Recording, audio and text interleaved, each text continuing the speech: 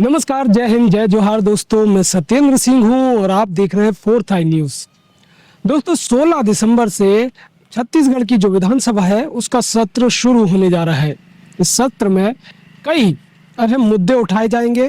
विपक्ष इस मौके पर काफी तीखे तेवर लेकर उतरेगा और सत्ता पक्ष जो है, जिसका 1 साल पूरा हो चुका है कार्यकाल का, और वो अपनी उपलब्धियां गिनाने की कोशिश करेगा। लेकिन कई ऐसे मुद्दे हैं जो पिछले 1 साल में काफी सुर्खियों में रहे। कानून व्यवस्था को लेकर जहां एक तरफ इन 1 साल के बीच काफी साई सरकार घिरती रही, अक्सर घिरती रही, कांग्रेस ने भी बहुत जोर शोर से कानून व्यवस्था का मुद्दा उठाया था। इसके साथ ही हम आपको कुछ मुद्दे ऐसे बताने वाले हैं जिन पर विधानसभा में संग्राम हो सकता है। शुरुआत बलौदाबाजार हिंसा मामले से करते हैं, क्योंकि ये हिंसा जो हुई थी इसने एक बड़ा राजनीतिक रूप ले लिया था।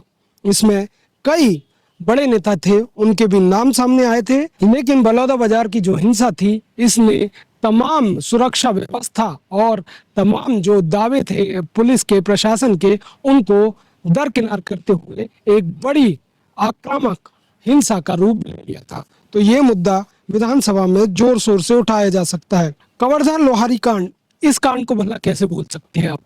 ये कांड एक ऐसा कांड था जिसने पूरी छत्तीसगढ़ को हिलाकर रख दिया था।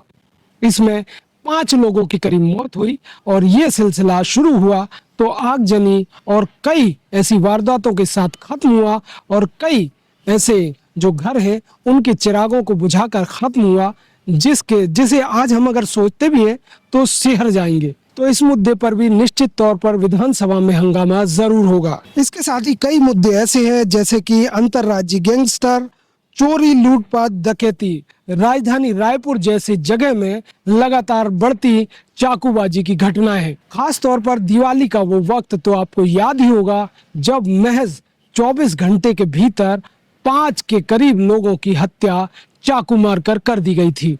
तो ये मुद्दा भी निश्चित तौर पर विधानसभा में जोर शोर से विपक्ष उठाएगा। एक और बड़ा मुद्दा शराब भी है। इस पर पिछली सरकार का जहां स्टैंड था कि वो शराबबंदी करेगी, हालांकि ये बात और रही कि वो कभी ऐसा कर नहीं पाई।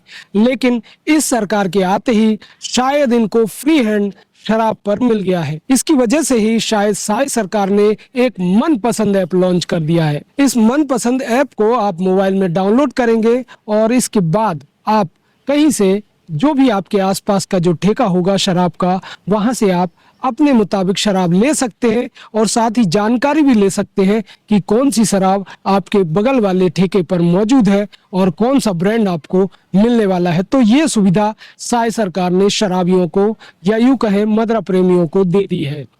इसके साथ ही एक और मुद्दा चखना सेंटर का भी है, क्योंकि इस सरकार ने शराब की दुकान के बाजू में चखना सेंटर भी शुरू कर दिया है। अब इससे होता यह है कि जो शराब पीने वाले हैं वो शराब के नशे में चखना सेंटर पर बैठते हैं और इसमें वो बदमाश भी मौजूद होते हैं जो कि किसी भी वारदात को करने से नहीं चूकते।